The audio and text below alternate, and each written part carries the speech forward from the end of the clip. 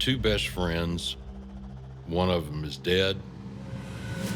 The other one is serving a life sentence in the penitentiary. At least in prison, you can still tell your story. Even if your story is about betraying your own best friend. It all started in Little Springtown, Texas. Home for me was okay, to a certain extent. My mom and I got along fine. Christine was a good girl. She helped clean up, she helped do the dishes, she did everything she was told. My father passed away when I was 10. That was pretty tough for me. When my mom remarried, I felt left out, like I didn't belong anymore. Until a new girl came to town.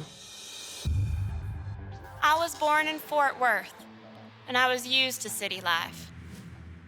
But too many bad things were happening in the city. Misty Mayo had had a bit of a troubled life. Misty, growing up, she was a little badass. She told you what she thought when she thought it, and she didn't care who was in the way. I was the second youngest of 7. In a family that big, you gotta be ready to shout to be heard. Growing up in the household it had hard times, but we was a family. Her brother, in 1993, was murdered by gang members. I think it hardened Misty in a way. In a way, I think it hardened all of us. My parents moved us to Springtown, Texas, to get out of the big city because there's a lot of crime and drama. That's how we ended up in the country. I was a freshman, and Misty was a sophomore. She wasn't really like Misty at all. At first, Christine was kind of like my sidekick.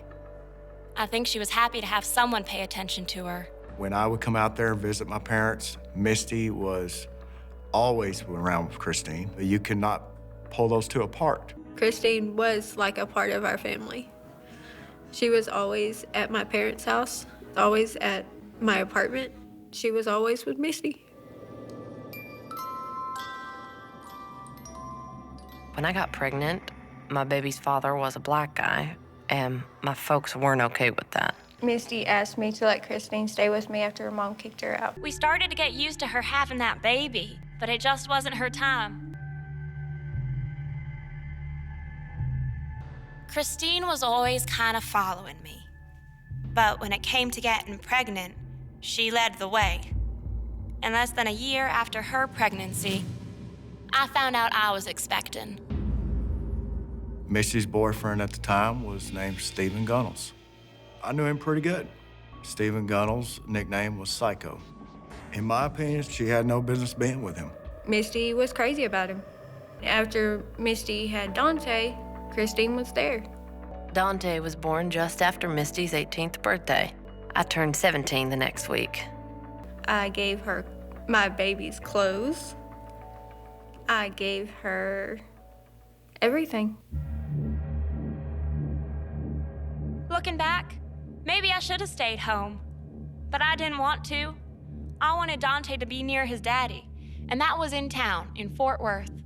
Christine moved in with Misty in Fort Worth, so Misty wouldn't be there by herself.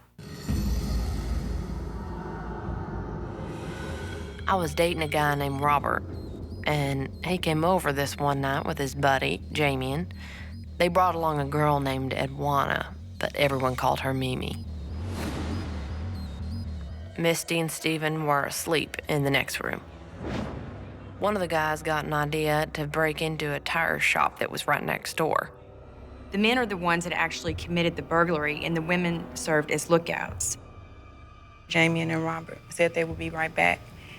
And not even 5 minutes later, we heard a crash. The items that they could carry, that they could physically carry, they carried up to Misty Mayo's apartment, and they stored them there. Missy told them they had to have everything out of her apartment. Misty went back to bed, but Stephen stayed up to help the guys move some of the stolen stuff. Stephen did help take some tires to the car, and he did leave with them.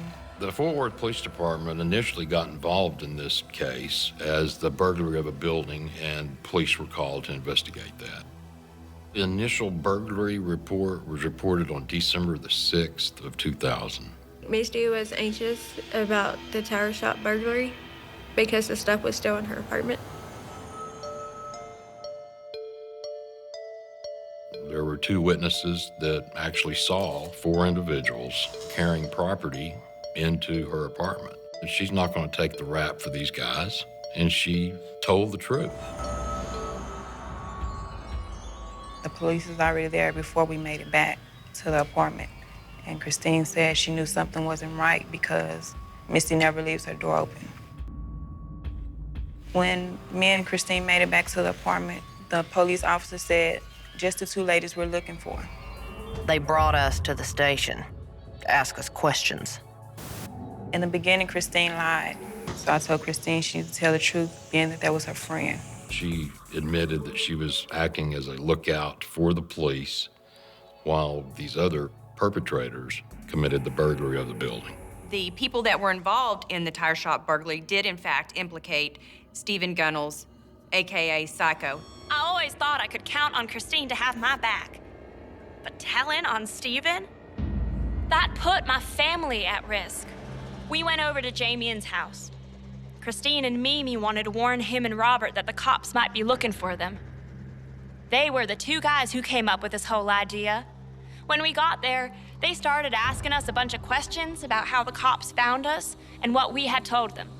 When they asked Misty what happened, she got so mad at them, she stormed out of the house. That made them suspicious.